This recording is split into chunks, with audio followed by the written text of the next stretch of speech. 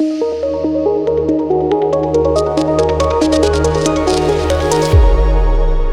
Jungle.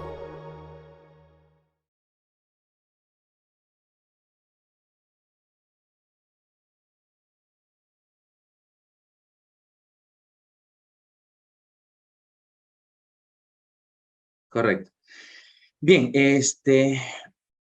voy a hablar ahora y compartir con ustedes una conversación en todo caso acerca de este tema de prevención de infecciones asociadas a la atención sanitaria.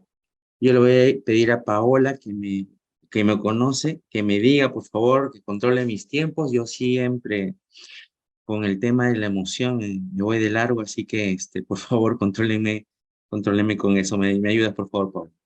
No te preocupes. Bien, los temas que vamos a tratar, vamos a hablar un poco acerca de magnitud del problema, impacto de los programas de control de infecciones, qué componentes deben tener estos programas de control de infecciones, las medidas basadas en evidencia y algunas conclusiones que nosotros podemos sacar de aquí, de esta conversación. Hablemos un poco de la magnitud del problema. ¿Cuál es la situación de las infecciones asociadas a la atención sanitaria? En el mundo, millones de personas tras atenderse en cualquier servicio de salud, ya sea hospitalario o una consulta externa, puede contraer una infección y llevársela a su casa o provocar que eso le provoque mayor morbilidad y hasta mayor mortalidad. En el mundo se dice que de 5 al 10% de los pacientes hospitalizados pueden contraer una IAS y esta cifra puede elevarse aún hasta 2 y hasta 20 veces más, dice, en países en vías de desarrollo. Esta en realidad es nuestra realidad, una realidad que se comparte en todos los países y con especial énfasis en países de América Latina. Am, las infecciones asociadas a la atención sanitaria pues provocan mayor morbilidad, mayor mortalidad y una mayor estadía hospitalaria. Ustedes a la derecha pueden ver un pequeño gráfico, esto es en realidad un gráfico ya un poco antiguo, de el monto que puede costar una neumonía asociada a ventilador mecánico, una infección asociada del torrente sanguíneo o una infección de sitio quirúrgico y los días promedio adicionales que puede estar el paciente ahí. Un estudio reciente del año 2018, publicado en una revista importante, determinó el número de muertes en Europa y el número de años de vida perdidos. Pueden llegar hasta, miren, 874.000 años de vida perdida asociada a discapacidad por este tipo de infecciones. Esto impacta enormemente en la economía de las familias, en primer lugar, en la economía de los hospitales y en la economía de los países. En algunos países puede llegar inclusive a ser hasta el 2 o el 3% de su PBI. De tal manera que este problema es un grave problema de salud pública que es necesario abordar. Este es un estudio de la INI, que es un consorcio americano, probablemente algunos de ustedes lo hayan escuchado. Está gerenciado por un médico amigo mío, el doctor Rosenthal, que nos dice cuáles son los costos aproximados en países de América Latina. Fíjense, una bacteriemia asociada al uso de un catéter central puede costar hasta $20.000 adicionales, ¿no? Una neumonía, $13.000 adicionales. Una infección del tracto urinario, fíjense, hasta $13.000 adicionales. Una infección de sitio quirúrgico, un poco más de 2.000. Entonces, eso dependiendo del tipo de bacteria que contraigas, el nivel de patología donde puede atacar esta enfermedad, y estos son los costos adicionales. En la actualidad, estos costos son asumidos por el bolsillo del ciudadano y en una parte por el seguro, si es que logra tener algún seguro, pero que al final de cuentas eso lo pagamos todos, ¿no? Esto lo pagamos todos. Como ya dije, esto puede llegar a ser una parte importante del presupuesto hospitalario, presupuesto que podría ser destinado a adquirir mejor tecnología, adquirir más enfermeras, adquirir mejor infraestructura, ¿no es cierto? Pero que se tiene que derivar a la atención de estas enfermedades, que como veremos a continuación pueden ser prevenibles. Hablando acerca de la magnitud del problema, y he traído acá algunos gráficos del Perú. Entonces, fíjense cómo en la unidad de cuidados intensivos, en esta línea un poco más hacia la oscura, están las infecciones del torrente sanguíneo asociadas a un catéter central, y cómo hasta el año 2018 estábamos alrededor, o terminábamos alrededor de 1.5. Y fíjense, aquí arriba, las neumonías asociadas a un ventilador mecánico, terminamos más o menos en 7.57. Esto hasta el año 2018, y efectivamente las tasas en todas las unidades de cuidados intensivos y en todos los servicios, acá también tenemos los datos de neonatología, cómo disminuyeron estas tasas de infecciones. Pero, ¿qué es lo que pasó con el COVID? Esta es una tabla sacada del boletín de la Oficina de Epidemiología del Ministerio de Salud del Perú, con los datos actualizados al año 2021, son las tasas de referencia con las que nos estamos comparando el año 2022. Y fíjense, voy a nombrar, por ejemplo, el 3.1, que creo que muchos de ustedes deben estar trabajando. Las infecciones del torrente sanguíneo asociadas a un catéter central, 3.66. Fíjense cómo estaba en 1.5 y fíjense cómo se duplicó la tabla, las tasas en el año 2020 y 2021, en época de COVID, ¿no es cierto?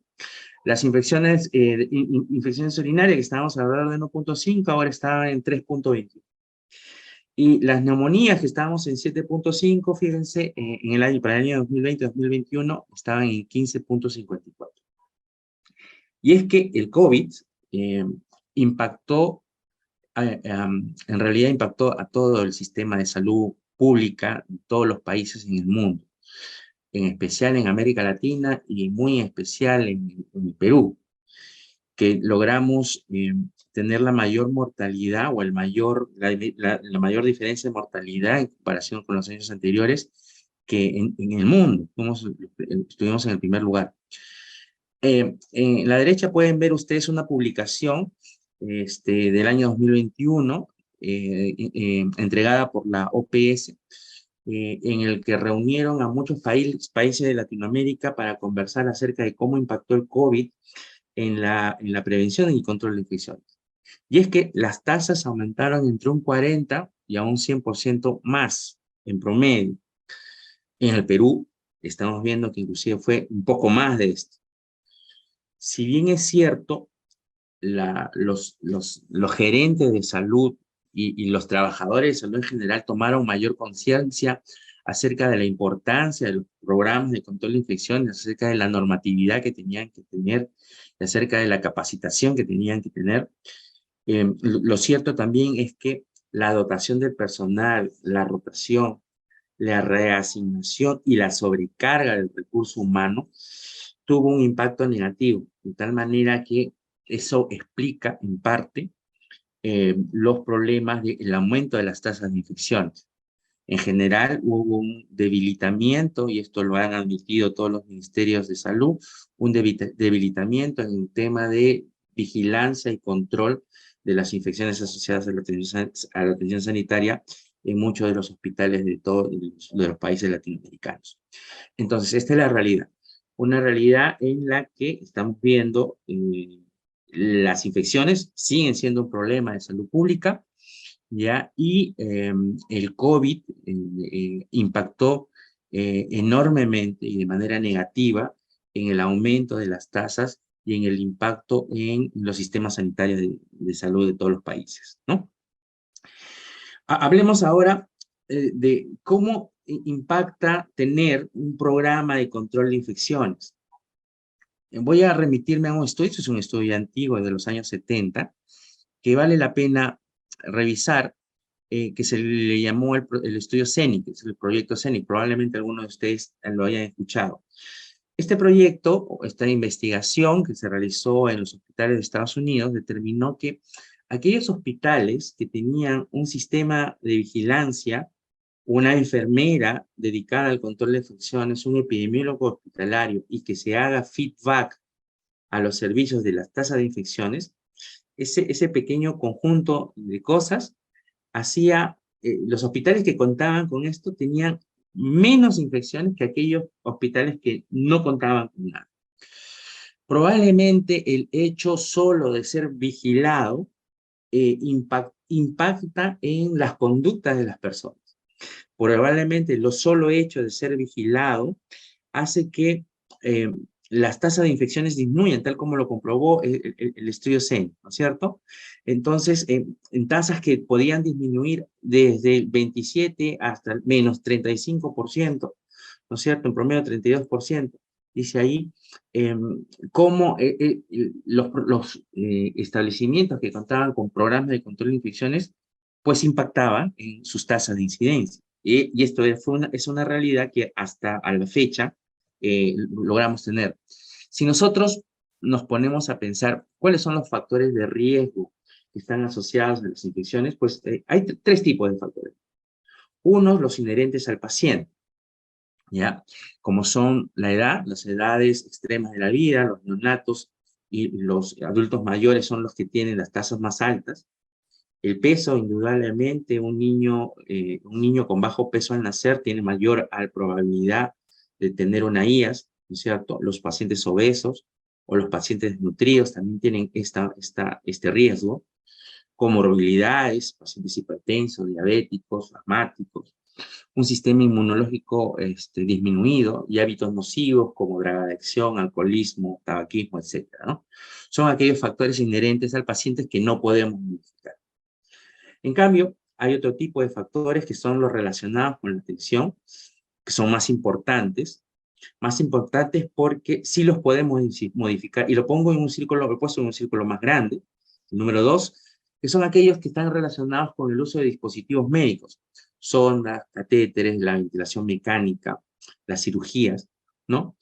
Otro tipo de factores de atención, los días de estancia, ¿no?, previa a una cirugía, o los días de estancia en total, en general, el uso de terapia antibiótica, son algunos factores de la atención que son más importantes, los podemos identificar y probablemente es allí donde tengamos que poner mayor énfasis en nuestro foco de atención cuando recurramos a medidas preventivas, que es finalmente lo que me han pedido hablar. Y hay otros factores relacionados con el ambiente, que tienen que ver con el aire que hay en el hospital, el agua, cómo se limpian las superficies hospitalarias, los procesos de desinfección y esterilización y el manejo de residuos sólidos, ¿no?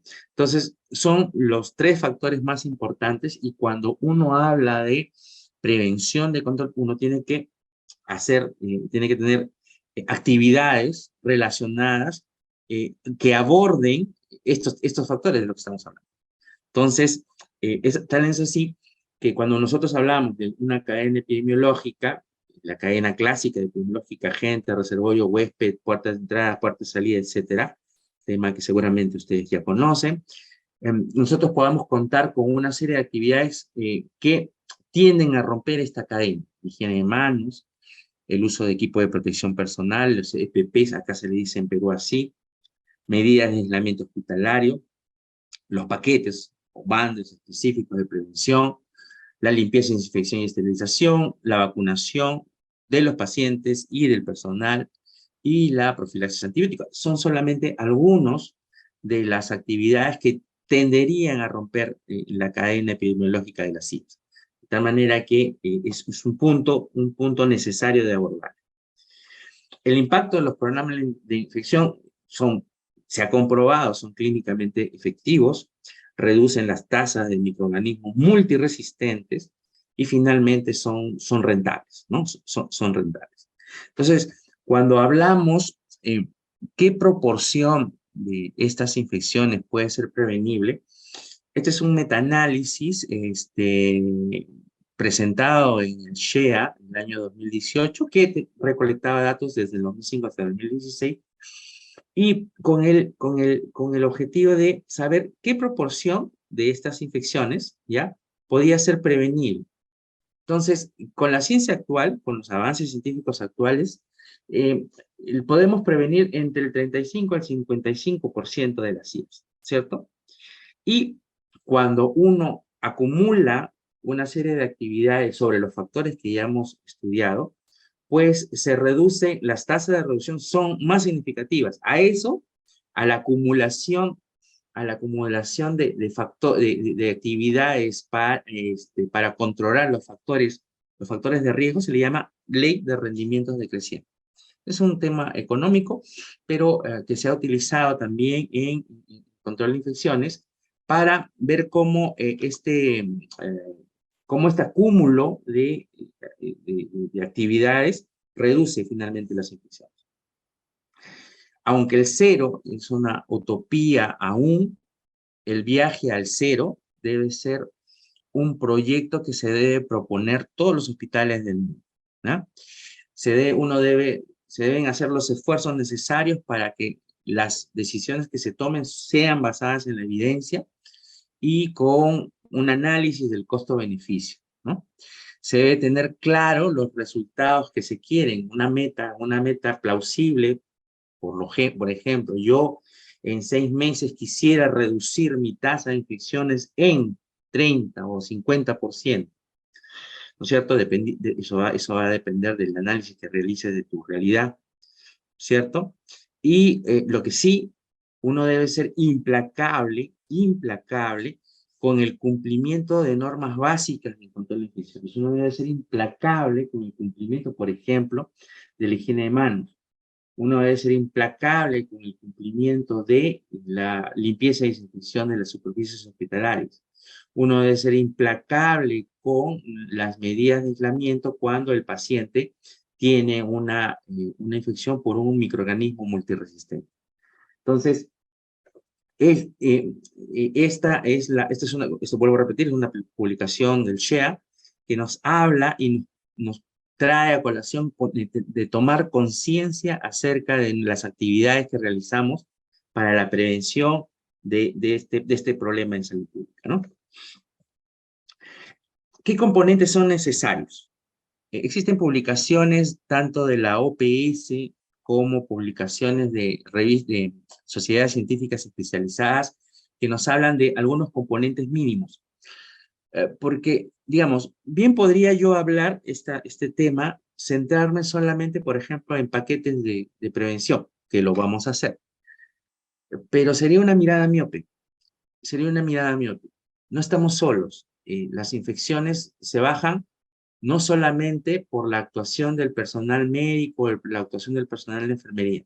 Si todos no estamos involucrados, y cuando digo todos, estoy involucrado, necesariamente la gerencia tiene que sentirse involucrada en este tipo de proyectos, pues no se va a elaborar mucho, no se va a elaborar mucho. Entonces, los esfuerzos van a ser aislados, los esfuerzos van a ser inconexos, y los resultados no se van a dar en la magnitud que queremos ni en el plazo en la que pretendemos, ¿cierto? De tal manera que algunos componentes básicos son, ¿no?, tener un programa de prevención y control de infecciones con objetivos claros, ¿no es cierto? Un programa escrito y que todo el mundo conozca acerca de cómo el hospital, cómo mi institución piensa abordar el problema de las infecciones asociadas a la atención sanitaria. Que haya directrices claras, ¿no es cierto? Que haya normas establecidas claras, normas de bioseguridad, normas de cómo vamos a manejar los desinfectantes en el hospital, normas acerca de cómo se van a manejar el aislamiento de los pacientes, normas de vacunación del personal y de los pacientes, directrices en temas de control de infección, ¿no?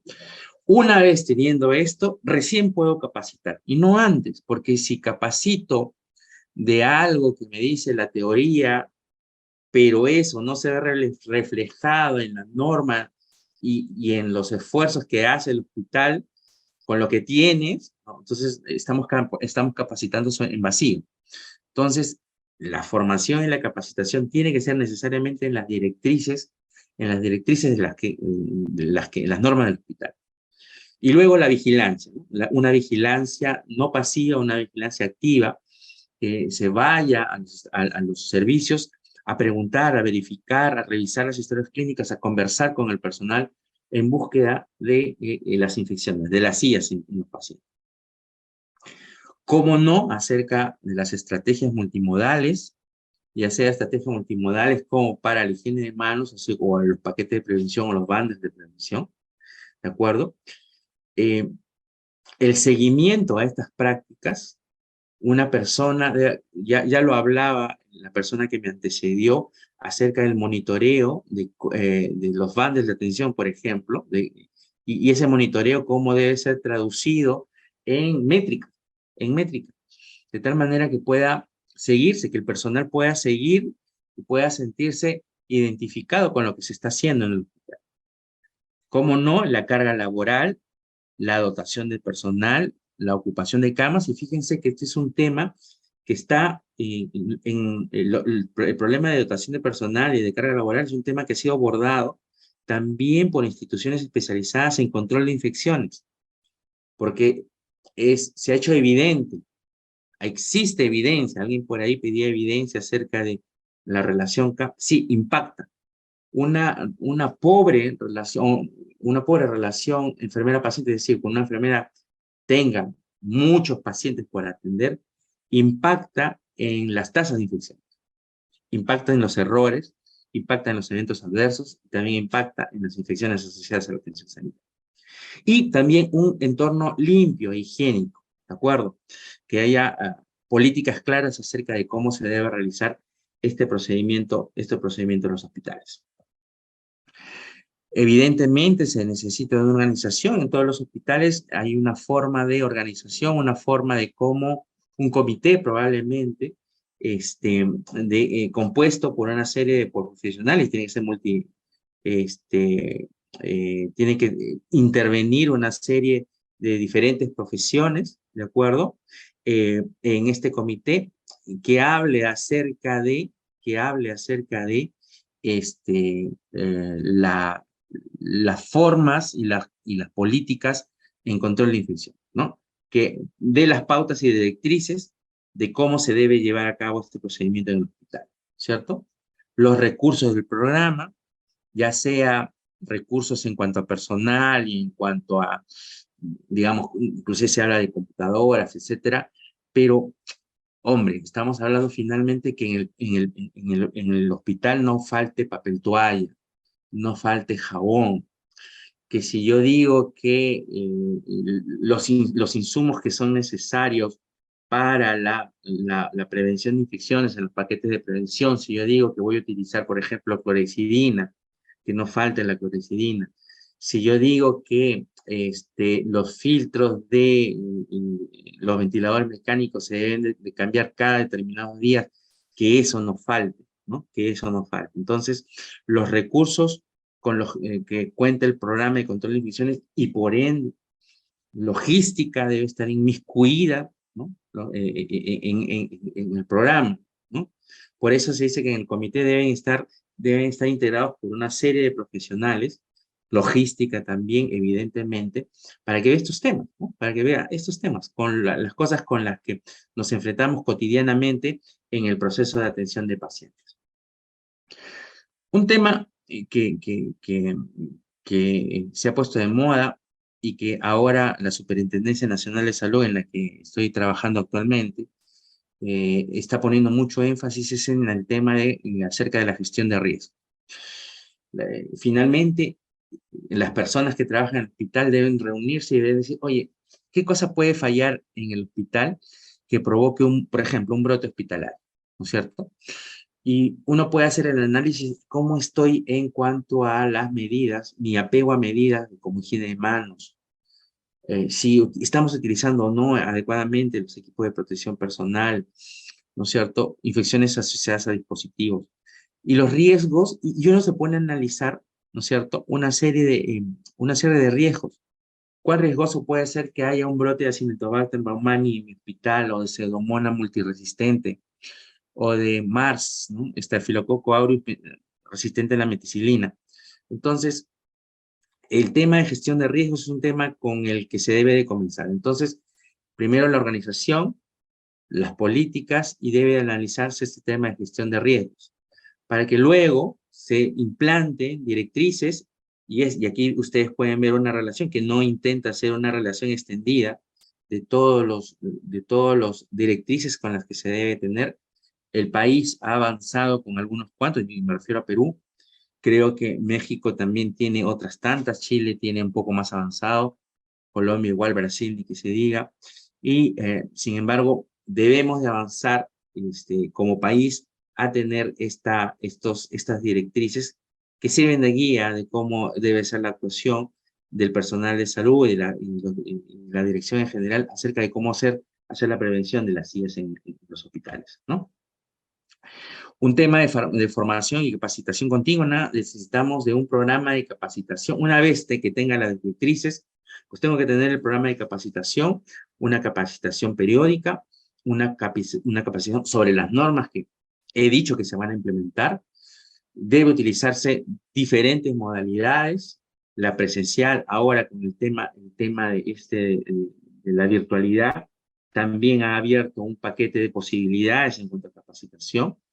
Capacitación que sea basada en evidencia, capacitación monitorizada, evaluada, y si es posible certificada.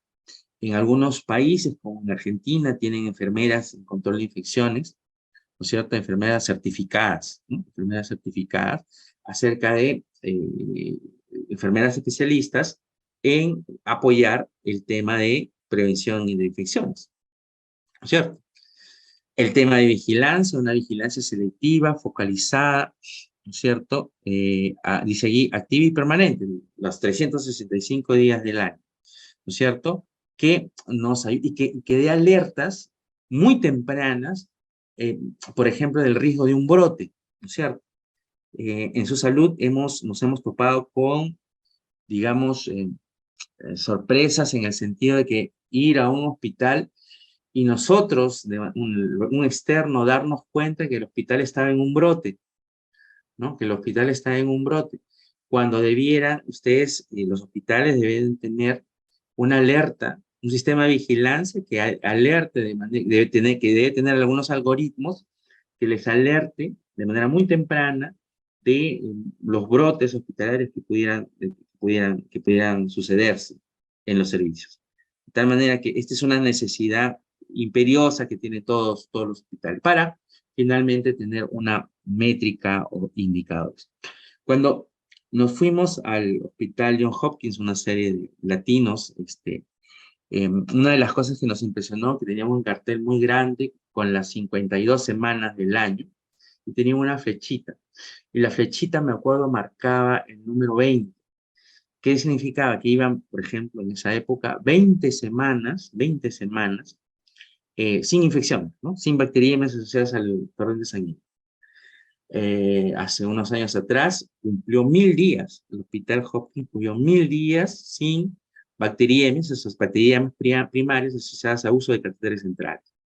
Así como ese, uno debe contar con monitoreo de indicadores, con métricas que nos diga cuántas infecciones hay, cuál es nuestra tasa, qué tipo de infecciones hay, los monitoreos de higiene de manos y prevención de control, los banners de retención, etc. ¿Cierto?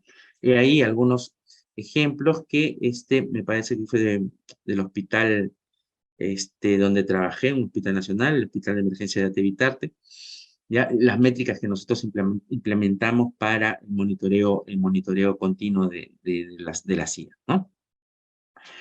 Y un punto importante es acerca de cómo vamos a hacer esto, ¿no? Medidas basadas en la evidencia. Existen múltiples, digamos, sociedades científicas, el CDC, SHEA, IFI, AOR, que tiene que ver con esterilización, AMI, que tiene que ver con esterilización, AOR, que tiene que ver con cirugía, la Young Commission, ITSA, que son profesionales en epidemiología y otros tantos de control de infecciones, que, digamos, de manera, cada cierto tiempo hacen publicaciones actualizando las medidas que están basadas en la evidencia y que nos ayudan a controlar determinado tipo de infección. Entonces, vamos a hablar ahora acerca de qué medidas están comprobadas, disminuyen las infecciones. ¿De acuerdo? El primero de ellos. Este es un tema conocido, el tema de higiene de manos, en que nosotros hemos aceptado una técnica de la OMS, ¿no es cierto?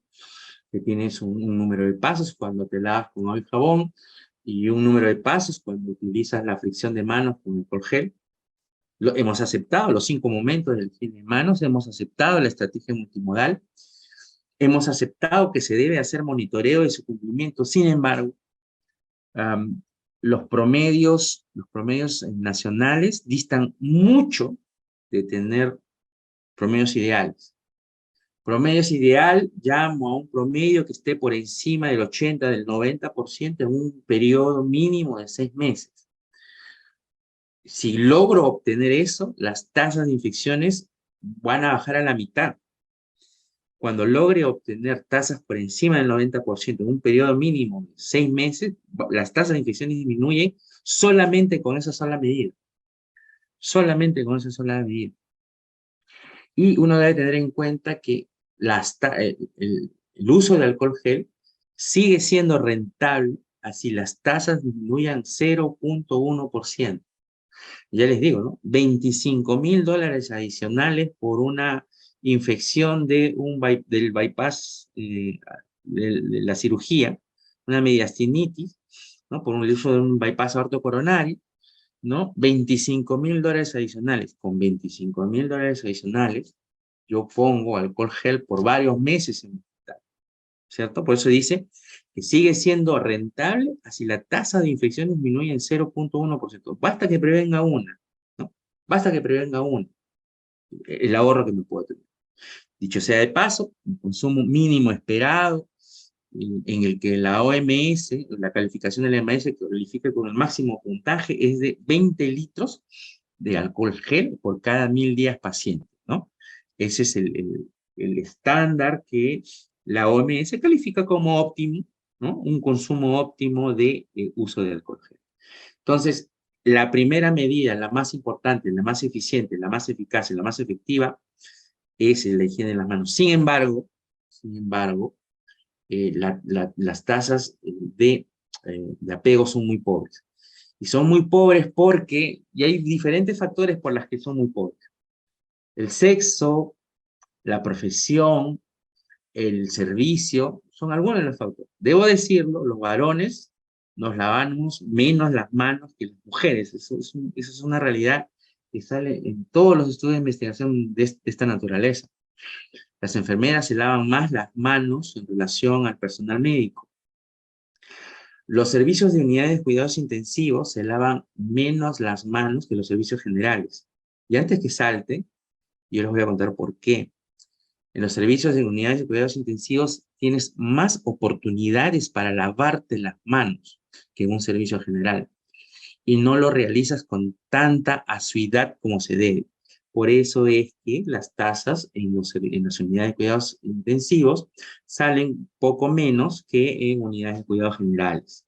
Esa es la realidad.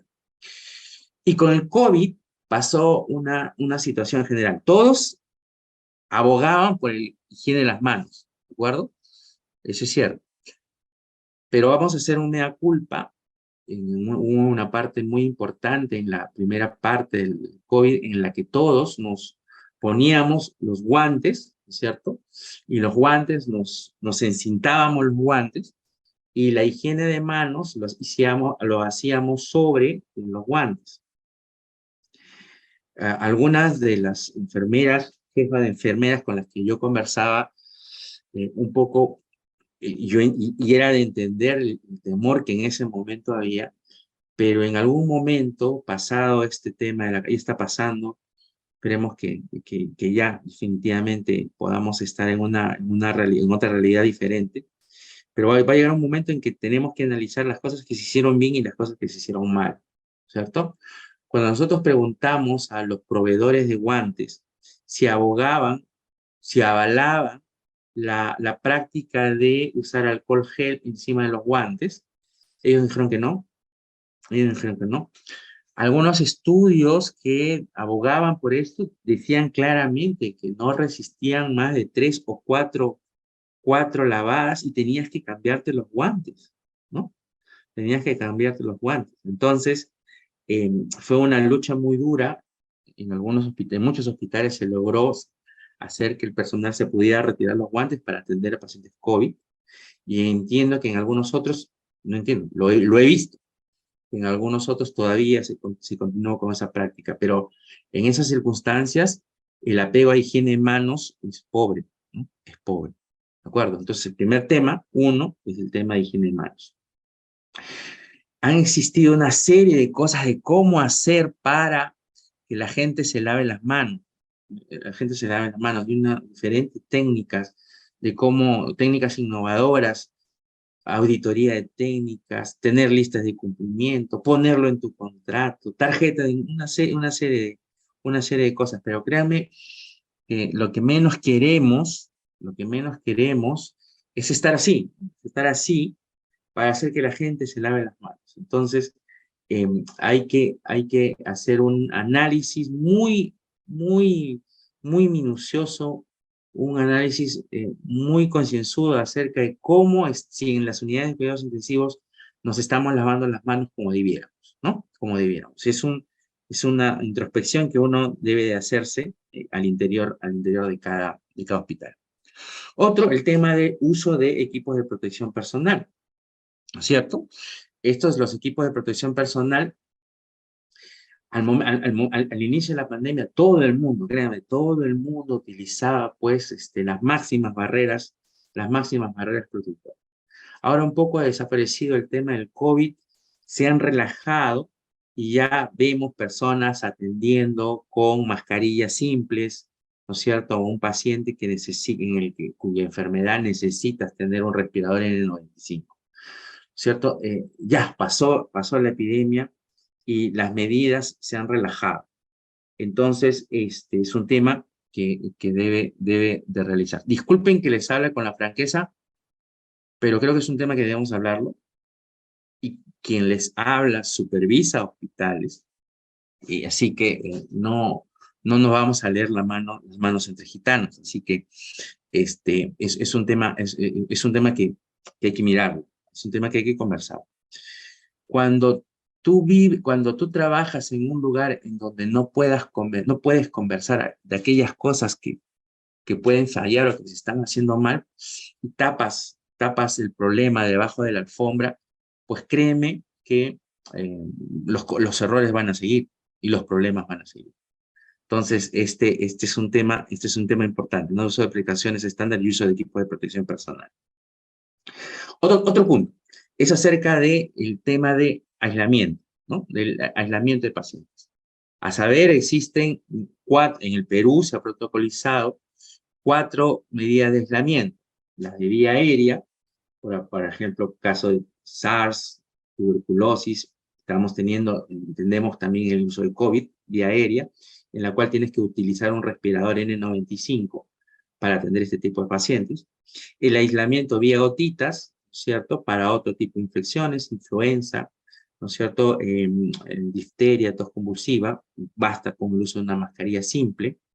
Las de contacto cuando te enfrentas a bacterias multiresistentes o pacientes que tienen diarreas, ¿cierto? En el cual tengas que utilizar un mandilón, guantes, higiene de manos estricto, ¿no es cierto? Y se llama medio ambiente protector, aquel cuando el paciente está inmunodeprimido y eres tú el que puede contagiarle al paciente, y hay algunas medidas que se deben tener con el paciente. Entonces, son los 4 tipos de medidas. En alguna bibliografía argentina hablan de una medida de aislamiento plus, que es la combinación de vía aérea y contacto, pero básicamente son 4, ¿no? Vía aérea, gotitas, contacto y medio ambiente protector. Y la forma de cómo debe de evidenciarse. En algunos establecimientos tienen protocolizado que en la puerta de la entrada de la habitación o al pie de la cama del paciente, pues puedan tener un cartel que nos indique cuál es el riesgo al que se está enfrentando. Y este riesgo lo deben tener en cuenta todas las personas que entren en contacto con el paciente, incluido el personal de limpieza, ¿Acaso no se puede contagiar de las infecciones de los pacientes? Claro que sí. Por eso que todos deben conocer los sistemas de aislamiento. Y estos aislamientos deben de comenzar desde la emergencia. Si el paciente ingresa por la emergencia y has detectado que este paciente, por ejemplo, tiene una historia de Escherichia coli B positiva ¿no es cierto? U otra, Acinetobacter baumannii, ¿no es cierto? Las medidas de aislamiento deben comenzarse desde la emergencia y se deben de avisar hasta cuando el paciente suba a la hospitalización. Es así como funciona. Entonces, contar con sistemas de alerta temprano que nos adviertan de estos tipos de pacientes para comenzar las medidas de aislamiento también es una buena práctica. ¿Sí? También es una buena práctica. ¿De acuerdo? Esto en cuanto a mecanismo de transmisión. Y con el COVID pasó también lo mismo. Nosotros cortizábamos a los pacientes por la presencia de COVID o no. Y un poco nos olvidamos de cortizarlo por el tipo de bacteria que tenía. Se dividieron las UCIs en UCIs COVID y UCIs no COVID, y un poco nos olvidamos de cortizarlos por el tipo de infección.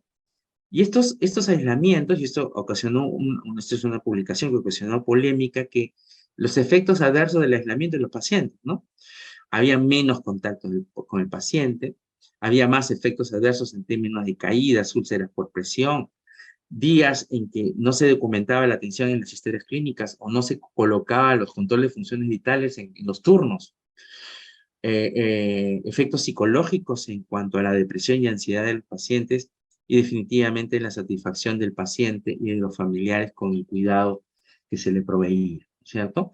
Son temas que en algún punto tenemos que conversar, ¿no es cierto? Acerca de las cosas que se hicieron, como vuelvo a repetir, las cosas que se hicieron bien y algunas cosas que se hicieron mal durante la pandemia. Este es un tema de ello, es un tema de cómo abordar. Ahora hablemos un poco acerca de las infecciones asociadas a dispositivos.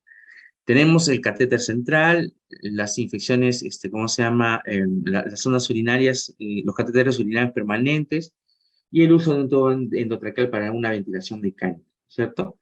Existen cada uno de estos, la inserción y el mantenimiento de cada uno de estos dispositivos tiene un riesgo, y hay ciertas puertas de entrada por donde los microorganismos pueden ingresar. Por ejemplo, solamente para hablar de uno, la infección del torrente sanguíneo, el catéter central, hay 4 vías. La primera y más importante es en el punto de inserción. El 70-90% de los microorganismos que colonizan un catéter lo adquieren por esa vía, porque los conectores, los puertos, no se manipulan bien, ¿no es cierto? O no lo limpiamos bien. Una infusión contaminada o vía hematógena, ya sea, por ejemplo, del pulmón, vía del pulmón, vía sanguínea, puede colonizar un catéter central, de tal manera que la infección del torrente sanguíneo se pueda instaurar en el paciente. Así como esto, en caso de neumonías, igualito, ¿no? Cuando, por ejemplo, en este CAF no hace un buen neumotaponamiento, no lo insuflamos de la manera adecuada, como las secreciones de vías respiratorias superiores bajan a las inferiores y pueden provocar una neumonía, ¿no es cierto? Y en cuanto a las ondas urinarias, ya sea vía intraluminal, cuando hemos abierto la llave para medir la diurexia y hacemos que nuestra jarrita toque el pico de esta bolsa colectora intraluminalmente y extraluminalmente cuando bañamos al paciente de una manera inadecuada y no tenemos el cuidado debido de que las heces no manchen o no colonicen las ondas urinarias, es una forma de colonización y es una forma de cómo pueden provocarse las infecciones urinarias, ¿no? Entonces, vamos a hablar un poco acerca de cómo prevenir este tema. Y antes de entrar en el punto, es el concepto de biofilm, ¿no? El biofilm es una capa que se instaura en los dispositivos médicos, en las paredes de los dispositivos médicos. Ustedes pueden ver ahí, ¿cómo se llama? Una foto, una microfoto, ¿no es cierto?, de un catéter y cómo una capa de polisacáridos, ¿no es cierto?, se pone alrededor y cuando uno comienza a hacer aumentos dentro de esa capa de polisacáridos pueden encontrar comunidades de bacterias. A este concepto se llama biofilm. Esta comunidad de bacterias no es, O sea, tienen mayor resistencia que una bacteria aislada. Es una comunidad aislada, organizada, que se comunica. Y cuando digo que se comunica, inclusive uno puede decir hasta se habla. Se habla en el sentido de que se transfieren genes de resistencia, ¿no es cierto?, en esta comunidad. Y provocan lo que ven en la foto de abajo. Esto es biofilm, esto es un catéter POR, ¿ya? Y esto es lo que hablamos cuando hablamos biofilm, cómo se impregna. Y esto, no hay antibiótico que lo remueva. No hay antibiótico que lo remueva. Aquí la solución es retirar el catéter, ¿no? Es el retiro de catéter. Y ojalá no haya hecho pues una vegetación en la aurícula derecha del paciente, que ya se convierte en un evento adverso, provocado por una infección asociada a la función sanitaria. ¿No es cierto? Entonces, esto es lo que queremos, esto es lo que hablamos de biofilm, cuando hablamos de biofilm, que es uno de los factores que provocan las infecciones en las personas. Entonces, ¿cómo prevenimos bacteriemias? El SHEA, este año, en el año 2022, ha sacado una publicación en abril del 2022, actualizando las directrices de la prevención de bacteriemia. Lo que ustedes ven ahí es un resumen, ¿ya? Y yo les invito a que puedan leer y que puedan leer la tabla que ustedes ven ahí en chiquito, ¿ya? Pero existen una serie de recomendaciones, ¿cierto? Como, por ejemplo, que el catéter venoso central tiene indicaciones específicas y que esas indicaciones se cumplan para la inserción. Educación y entrenamiento del personal que va a colocar un catéter venoso central. En algunos hospitales docentes, cuando, por ejemplo, al interno o al residente del primer año se lo deja solo en la primera noche, él quiere insertar, a todo paciente que viene, le quiere insertar un catéter central y necesita de entrenamiento y educación, por supuesto, ¿no? Baño del paciente, ¿no? A un paciente mayor de 2 meses, con esponjas o jabones con clorexidina, ¿no es cierto? A un paciente que tiene insertado un catéter central. Es una indicación, es una medida basada de la más alta evidencia. La higiene de manos, el uso de la vía, de preferencia del uso de la vía subclavia, debajo de la clavícula, no en la yugular, no en la femoral, debajo de la clavícula. El uso de una ecografía, ¿cierto?, de ultrasonido para insertar un catéter, sobre todo en los catéteres yugulares. En los catéteres subclavios también se utiliza menos, ¿ya? Pero el uso de guía ecográfica para que puedas insertar en la primera. El uso de antiséptico de clorexidina para limpiar el punto de inserción, ¿no es cierto? Cuando vas a insertar un catéter te pones en las barreras máximas. Estamos hablando de guantes, mandilón, mascarilla, gorro, tanto como el que inserta como el que apoya, ¿cierto? Uso de barreras máximas. Y el paciente puede colocarle un campo total, un campo que lo cubra totalmente. Uso de apósitos con clorexidina, los apósitos transparentes con clorexidina en pacientes mayores de 2 meses. La desinfección de los puertos, esos conectores Luer, tipo Luer, los puertos, que deben ser desinfectados. Yo debo agarrar una gasa con alcohol o clorexidina y demorarme, fíjese, esta publicación dice que debemos darte 5 segundos para hacer la limpieza. No 1, no 2, 5. Al menos 5 segundos para hacer la desinfección de los puertos. El retiro de los catéteres que no sean esenciales, los cambios de los apósitos cada 7 días o antes si está sucio, manchado, deteriorado, abierto, mojado, ¿no? Y nos habla inclusive de algunas uso de tapitas con antisépticos para cubrir esos conectores, ¿cierto? Son algunas. Perdonen si hay alguien aquí que habla de diálisis, hay 1 o 2 importantes en esta nueva publicación, como el uso de algunos antimicrobianos en base a neomicina, solamente en aquellos casos, no es común para un catéter central, ¿no? En el punto de inserción para los catéteres de hemodiálisis, ¿cierto?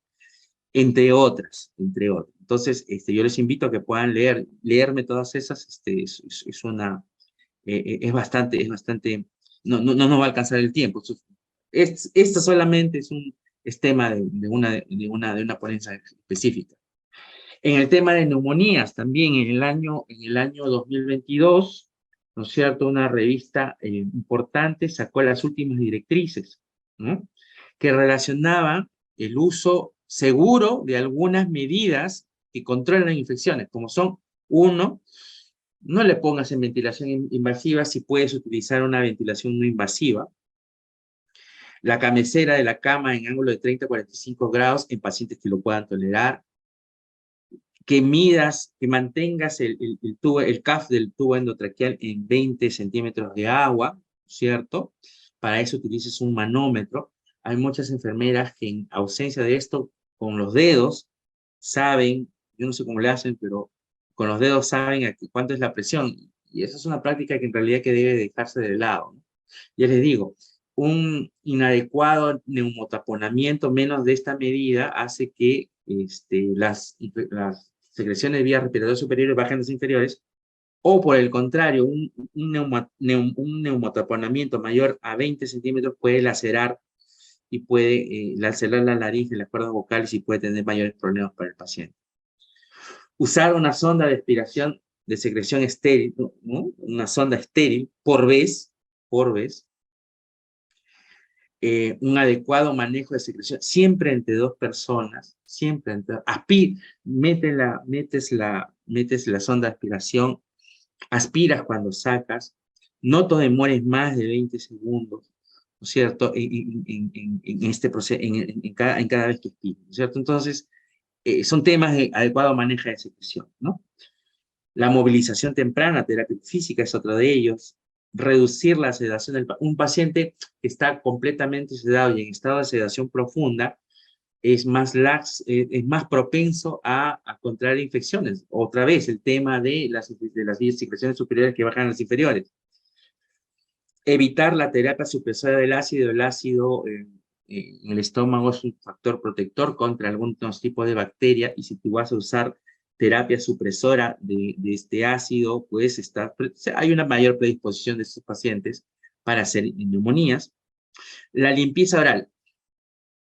Hasta hace 2 años, yo, Harrison Sandoval, decía limpieza oral con clorexidina, ¿no? Con clorexidina al 0.12%, lo decía con todas sus letras. Hay últimas publicaciones que han cuestionado el uso de clorexidina. La ciencia avanza, la ciencia cambia, las verdades de hoy serán las mentiras del mañana, ¿ya? Y es un tema que ahorita está en estudio. Entonces, limpieza oral ahora se propone con algún tipo de antiséptico, ¿de acuerdo? Probablemente la forma como se limpiaba, había mayor probabilidad de una neumonía por aspiración, y eso un poco que desvirtúan los estudios, pero esta última publicación del año 2022, soy respetuoso con lo que dice y voy a plantearlo tal como está: limpieza oral de manera regular con un antiséptico, no dice clorexidina. Higiene de manos, el higiene de manos y el uso adecuado de guantes está en todas las directrices.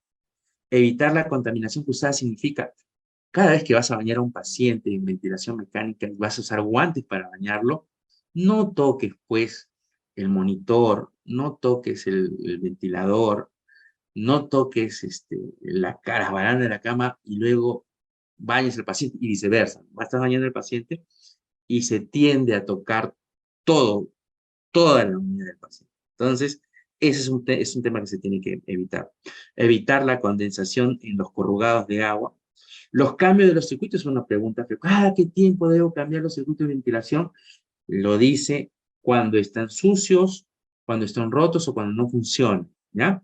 No aboga por un cambio en un determinado número de días. Y la adecuada desinfección de superficie. Los invito también a que lean, hay información adicional muy importante. Habla sobre circuitos cerrados, tienen mayor protección en cuanto a infecciones sobre circuitos abiertos de aspiración, ¿cierto? Y algunos otros temas más, ¿no? Algunos otros puntos más, pero los más importantes están conexados en estas directrices. Para evitar las infecciones urinarias, personal entrenado. Esto es un poco más antiguo, del año 2014, no hay una publicación un poco más reciente, por lo menos de publicaciones de sociedades científicas reconocidas, ¿de acuerdo? Personal entrenado para inserción de una sonda Foley. A todos nos entrena, todos salimos del pregrado poniendo al menos una sonda Foley, pero no estamos hablando de eso. Estamos hablando que el hospital entrene, ¿no es cierto?, que haga un número de inserciones en un muñeco y luego vaya, haga unas tantas más de manera supervisada para luego dejarlo solo a la persona que está protocolizada a hacer la inserción. Cuando hablamos de entrenamiento, estamos hablando de eso. No significa, le hago una charla y listo, ya está. No. Estamos hablando de un proceso de capacitación con certificación para aprender personal entrenado. Evaluar métodos alternativos, el uso de un condón es una forma de hacerlo. La continua evaluación de la necesidad del catéter urinario, pero de la sonda Foley. Créanme, los profesionales médicos se olvidan de que los pacientes tienen sonda Foley y cuando le dicen, doctor, ¿y ya se puede retirar? ¿Qué tenía? Ah, sí, no, ya sí, sácaselo. No me lo van a contar, yo lo he visto, yo lo he vivido, así que no me lo cuenta nadie. El uso de un catéter de menor calibre, técnica estéril para la inserción, tener el sistema de drenaje cerrado. Y esto podría parecer, oye, el sistema de drenaje cerrado, sí, yo siempre lo mantengo, y eso me decían en el hospital cuando yo fui a trabajar en un hospital, me decían, no, siempre mantenemos el sistema cerrado. Y cuando vamos a ver la forma de cómo toman una muestra, fíjense, desconectan la sonda Foley ¿cómo se llama?, de la bolsa colectora, la desconectan. O sea, abren el sistema para luego tomar una muestra para orinar. Si esas son sus prácticas, entiendan que eso conlleva un riesgo. Existen ahora bolsas colectoras que tienen un puerto especial para que tú puedas sacar, bajo una técnica especial, una muestra adecuada, Entonces, esto de no mantener el sistema cerrado, digo, no, yo sí mantengo el sistema cerrado, pero hay que darle vueltas. Dense una vuelta a ver, las jefas, cómo están haciendo los procedimientos su personal, ¿no? Yo les sugiero que hagan eso, ¿no? Higiene diaria del meato urinario, evitar la irrigación con el propósito de prevenir, ¿de acuerdo? Fijación de la sonda, ¿sí? Una adecuada fijación de la sonda y a qué altura, en relación a la vejiga, siempre por debajo de la vejiga, debe estar esa sonda urinaria. Son algunas medidas preventivas en cuanto a infecciones urinarias. Aunque no tienen, digamos, esto está un poco más para la área quirúrgica, pero hay algunas cosas que se pueden hablar para la prevención de infecciones de sitio quirúrgico. En la primera base, esterilidad de los equipos, higiene de manos quirúrgica adecuada, la adecuada profilaxis antibiótica dentro de la hora previa a la cirugía, la normotermia y la normoglicemia perioperatoria, y no rasurado. El recorte de vello es diferente a rasurar, ¿no es cierto? ¿Qué cosa estamos utilizando para la antisepsia de la piel? Una técnica quirúrgica pulcra. Dice, reducción del tránsito en los quirófanos, en aquellos quirófanos en donde entra todo el mundo. Hay un tránsito terrible. Hay que reducir, cerrar las puertas de ese quirófano. Y acá habla, por ejemplo, uso de drenajes cerrados, ¿no es cierto? En cuanto a otros temas más, estamos hablando del imprescindible. Entonces, son algunos puntos de prevención de infecciones. Pero, digamos, mostrándolos así, yo puedo mostrarles lo que dice el libro de bacteriemias y son como 60 puntos. Y en la vida una enfermera va a tener en la cabeza 60 puntos de cómo se previenen las infecciones. Y eso hablando de bacteriemia. Y luego lo de neumonías, y luego de infecciones urinarias. ¿Qué hacemos? Pues existe este tema de los bundles de prevención de infecciones, que es un paquete, un pequeño conjunto de medidas, no más de 6, que unidas todas como, o entregadas todas como una sola a todos los pacientes, en todo momento, ¿no es cierto? Y como, entregadas como un todo, pues logran prevenir las infecciones y las tienden al cero, ¿cierto? Por ejemplo, solamente para hablar de uno, bacteriemias, higiene de manos, la inserción debajo de la clave subclavia, de preferencia, las medidas de barrera, el uso de clorexidina para la limpieza del punto de inserción, el retiro precoz y el manejo antiséptico con la desinfección de los puertos de infección para prevenir las bacteriemias asociadas al uso de un catéter central. 6 medidas aplicadas como un todo, en todo momento, logran la disminución de las infecciones, ¿cierto? Pero esto, aquí tienen el resto del bundle de prevención, pero esto debe de monitorizarse, ¿no? Acá tienen un ejemplo, algunas preguntas siempre me hacían, Harrison, por favor, compárteme la forma de cómo evalúas o cómo monitorizas. Acá hay uno de ellos. Cómo se ponen los puntos del bundle de prevención y en el paciente uno el día uno sí, no, sí, no, sí, no, sí, no, el día 2 sí, no, sí, no, sí, no, el día 3 y aquí pues sacas tu porcentaje de adherencia, ¿no? Y aquí sacas tu porcentaje de adherencia. Entonces, porcentaje de adherencia, ya digo, ¿no? Por encima del 90% con un periodo prolongado, hacen que las tasas tiendan al cero.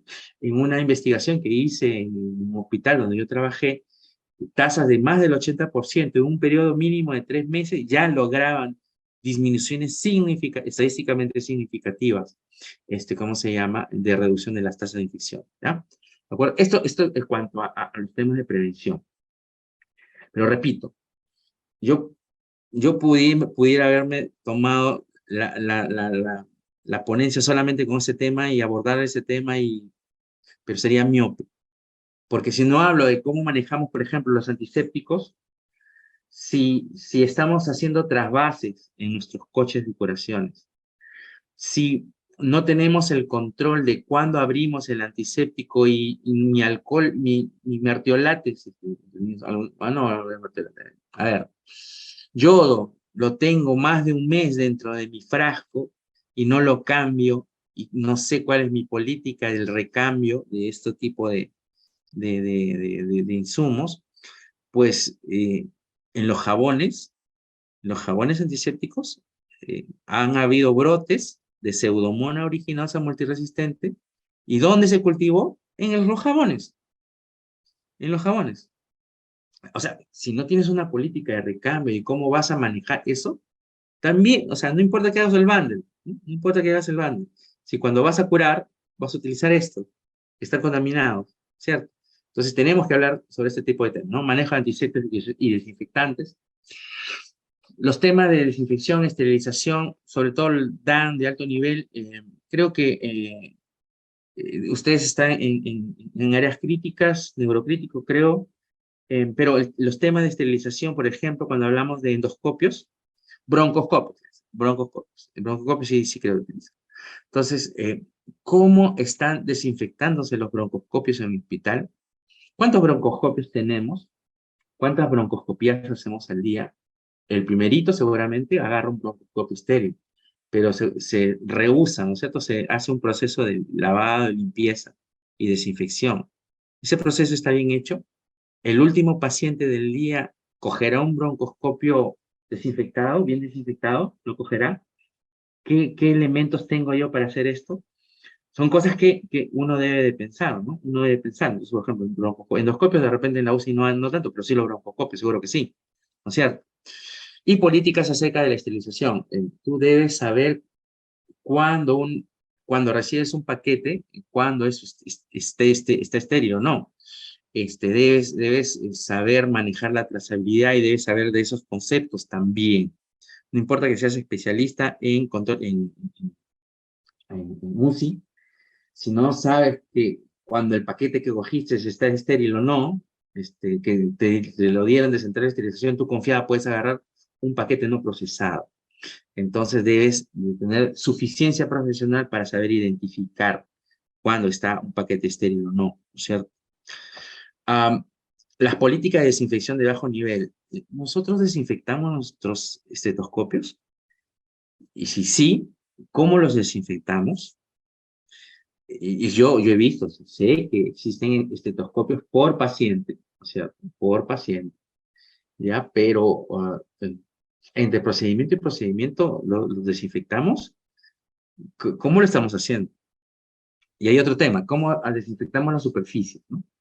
¿Cómo desinfectamos la superficie? Yo cada vez que tengo una ponencia hablo de esto, ¿no? Que en los servicios los servicios hospitalarios hay personal invisible, hay personas invisibles. ¿Quiénes son esas personas invisibles? Pues esas personas invisibles son las de limpieza.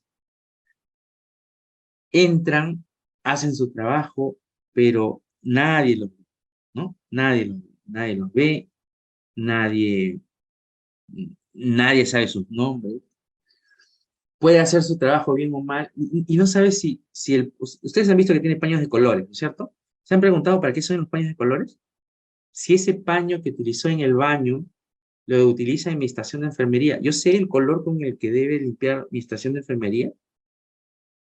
Sé que esa botella de gaseosa en el que hay un desinfectante de color rosado, cómo se diluyó, si es del día, si está bien procesado, ¿está bien hecho eso? ¿No es cierto? Si está bien, ¿no es cierto? Entonces, ahora hay técnicas, inclusive ahora hay técnicas de uso de algunos lapiceros con tinta visible que sirven para medir si el personal o no hizo bien su trabajo. En la unidad de cuidados intensivos hay 13 puntos, en la unidad del paciente, de una UCI, hay 13 puntos más tocados, el monitor, las barandas, el tema de, ¿cómo se llama? Donde está colgadas las infusiones, la bomba de infusión, hay 13 puntos más tocados. Cuando sale el paciente de alta y va a ingresar el nuevo paciente, ¿alguien limpió la bomba de infusión? ¿Cómo se limpió? ¿Alguien limpió el portazueros? ¿Cómo se limpió? ¿Se limpiaron adecuadamente los colchones? ¿Se limpiaron adecuadamente los colchones? Entonces, hay una técnica de cómo validar el proceso de limpieza. También existe eso. Es muy barato. El lapicero que les digo no cuesta más de 5 soles. 5 soles cuesta tener un proceso que al alta de mi paciente de UCI, el siguiente paciente sepa que tenga una unidad desinfectada, una unidad limpia. ¿De acuerdo? 5 soles por si acaso más o menos es un dólar y pico ¿cómo se llama? Para las personas que vienen, que están escuchando del extranjero. Dólar y pico que es lo que cuesta este lapicero acá, ¿de acuerdo? Entonces son temas que uno tenemos que ver, ¿no? El manejo de residuos sólidos, para la norma peruana los divide en 3 comunes, son aquellos que no están en contacto con el paciente, el inserto, la caja del medicamento, los biocontaminados, los que sí han estado en contacto con el paciente, el papel higiénico, la turunda del algodón, y algunos residuos especiales como medicamentos vencidos, algunos, ¿no es cierto?, que se deben colocar. Entonces, existe en el Perú y en muchos países de Latinoamérica, eh, comunidades, personas, ciudades, en las ciudades, mejor dicho, hay personas que viven de la basura hospitalaria. Están a la espera de la basura que se ponga en el relleno sanitario para escarbar y buscar allí. Entonces, si no has hecho eh, una adecuada segregación y has puesto en esa bolsa negra, pues, que va al relleno común, al relleno municipal, has puesto algodones sucios, algodones con sangre, pues esos lugares se han convertido en reservas comunitarias de microorganismos multiresistentes, ¿ya? Y el problema te va a rebotar porque vas a recibir de la comunidad pacientes con infecciones con microorganismos multiresistentes. Entonces, es un círculo, se forma un círculo vicioso. Entonces, hay que hablar de manejo de cadáveres. Y también en los hospitales hay que hablar de proyectos, de programas de derratización, desinsectación. En la clínica donde yo trabajaba, pues habían palomas, y estoy seguro que en hospitales también hay. En provincias también existen otro tipo de animales que se deben tener un control sobre eso, ¿de acuerdo? El uso de punzocortantes, esto es un riesgo para el trabajador, te puedes contagiar de múltiples infecciones, no voy a todo, es un tema un poco más conocido, pero el tema es que nosotros tenemos que darle la vuelta acerca de repente un poco hablarles, a ver, si tú te pinchas con una aguja desconocida a las 8 de la noche, cuando comienza tu turno de nocturno, a las 7 de la noche, y te dicen, no, vamos, cuando salga recién voy a avisar y voy a hacer todo el trámite. Es un error, porque los antivirales que debes de tomar son mejores si son tomados dentro de las primeras 4 horas. Entonces, si te pinchas y dices, no, mejor espero a que termine mi turno para ir a la emergencia y hacer todo el proceso, pues eso es un error. Es un riesgo para ti, es un riesgo para ti. Los antivirales, repito, son mejores si se los toman dentro de las primeras 4 horas. Y lo otro es que todos debemos saber si tenemos dosajes protectores de nuestros anticuerpos contra hepatitis B. Este es un tema que para las enfermeras, por ejemplo, en diálisis, que manejan catéteres centrales, ellas saben, porque es una obligación normativa que se la, las unidades de hemodiálisis están obligados a tener un folio con, ¿cómo se llama? Los dosajes de anticuerpo, las vacunaciones del personal y que se evalúe de manera periódica. Es una obligación normativa en el caso del Perú. ¿De acuerdo? Manejo de exposiciones ocupacionales, de esto estamos hablando, ¿no? Manejo de exposiciones ocupacionales. Política de vacunación del personal contra el COVID, definitivamente, pero también contra la influenza, hepatitis B, ¿no? Tétanos, el calendario de vacunaciones, ¿no es cierto? Acerca de cómo se realiza la vacunación, cuál es el personal responsable. Yo a estas alturas creo que todo el mundo debe tener ya sus 4 dosis de COVID, sus 3 dosis de hepatitis B, igualito con lo del tétano, ¿cierto? Y su vacuna anual contra la influenza, ¿no? Son obligaciones en el Perú, es el esquema nacional de vacunación para el personal sanitario. Prevención en caso de obras. En caso de obras también es un tema muy importante. Cuando hay obras en los hospitales, los que contraen infecciones son los inmunocomprometidos, los que están con cáncer, los pacientes con cáncer, no, con cáncer no necesariamente, sino los que están inmunosuprimidos, ¿no? Los inmunosuprimidos, y hacen infecciones por hongo, y hacen infecciones por aspergillus, de repente eso es un nombre más conocido, y les aparece un aspergiloma luego de un montón de tiempo. Pero cuando hay obras en los hospitales, el polvo conteniendo, ¿cómo se llama? Las conidias de estos hongos hacen que los pacientes contraigan infecciones en los hospitales. Y esto es un tema. Eso es un tema. Entonces, cuando hay obras, que el ingeniero sanitario sepa cuál es el plan, la ruta de salida, la ruta de entrada del personal, de los escombros, que no se cruce con la comida, que no se cruce con los residuos, que no se cruce con el personal. Son cosas que un ingeniero sanitario debe saber cuando hay obras en los hospitales, ¿no? Hay obras en los hospitales. ¿De acuerdo? El manejo de brotes, ahí les dejo una página web, está aquí abajo a la derecha. Uno entra y están todos los brotes reportados hasta el presente, ¿ya? Y uno puede poner Pseudomonas aeruginosa y salen todos los brotes que han habido en el mundo, los reportados, ¿no? Los reportados. Entonces, y te ayuda a saber, oye, mira, si en este hospital, muy parecido al mío, el origen fue así, y esto puedo tenerlo yo, ¿cierto?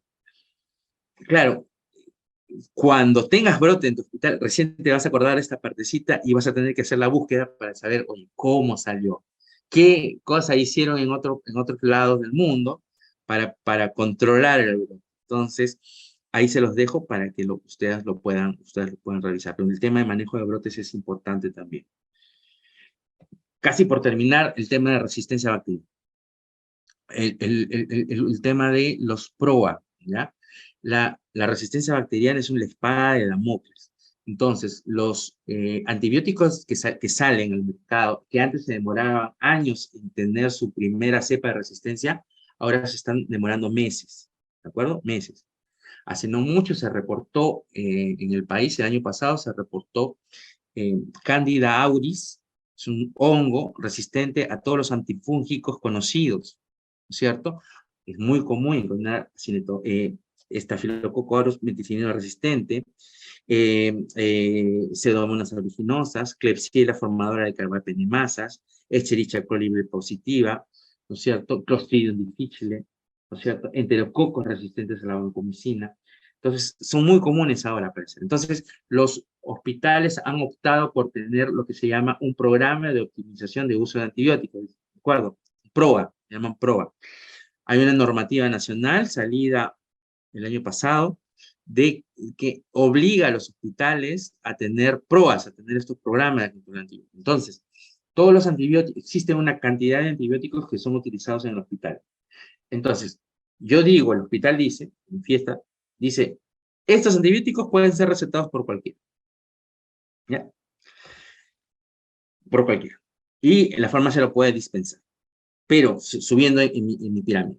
Pero estos antibióticos sí lo puede recetar, pero ¿cómo se llama? Previa aprobación por el médico infector. ¿Ya? Lo puede recetar los de UCI, pero previa por aprobación del médico infectólogo. Y hay una punta del iceberg en que solamente el médico que dice la institución, en general es el médico infectólogo, que solamente lo puede recetar él. Es decir, ni siquiera los médicos intensivistas. Solamente el médico infectólogo o el que la institución designe que pueda recetar ese tipo. Están en la punta del iceberg, ¿cierto? Que son los más caros, que de repente son los que los debes de cuidar porque son los de su última generación, ¿cierto? Entonces, a eso se llama PROA. Es más, si tú haces una dispensación electrónica, el resto de médicos no puede acceder, ni siquiera los ve en su prospecto, en la pantalla que tiene ahí. Solamente los puede ver el médico infectólogo para que él lo pueda recetar. Y si lo quiere el médico intensivista, hablará con el infectólogo y acordarán si esto es necesario, ok, se le da el pase, ¿no? Se le da el pase. Entonces, hay formas de organizar estos PROA, ¿de acuerdo? Pero es un tema que se utiliza ahora también para la prevención de infecciones. Es un tema de los PROA, ¿no? Justamente uno debe de hacer sus mapas microbiológicos, su perfil de resistencia bacteriana, acordar que si yo sospecho que mi paciente tiene una neumonía comunitaria, ¿cuáles son los antibióticos que voy a utilizar, ¿no es cierto? Sin aún tener los resultados del antibiograma, los resultados del laboratorio.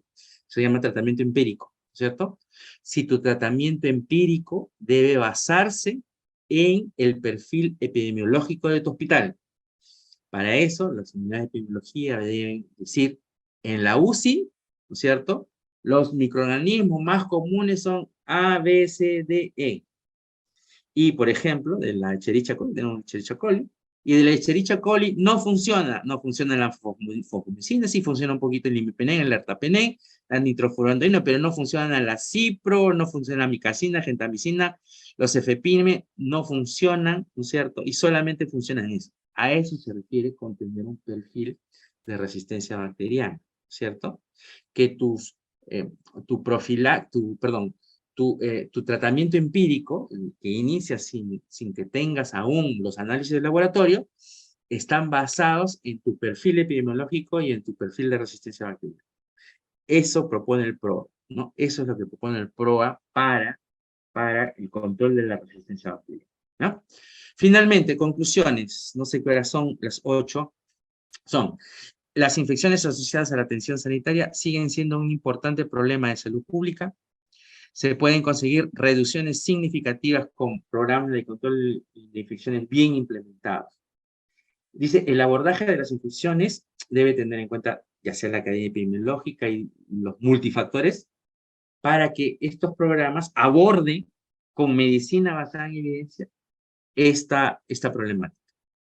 Si no haces un abordaje, ahora se llama un abordaje multimodal, pues el tema que puedas implementar del bundle va a ser cojo, porque tienes que tener en cuenta todo el resto, tienes que tener en cuenta la capacitación, tienes que tener en cuenta las normas, tienes que tener en cuenta la limpieza hospitalaria, tienes que tener en cuenta, ¿cómo se llama?, el uso de los desinfectantes, etcétera, ¿cierto?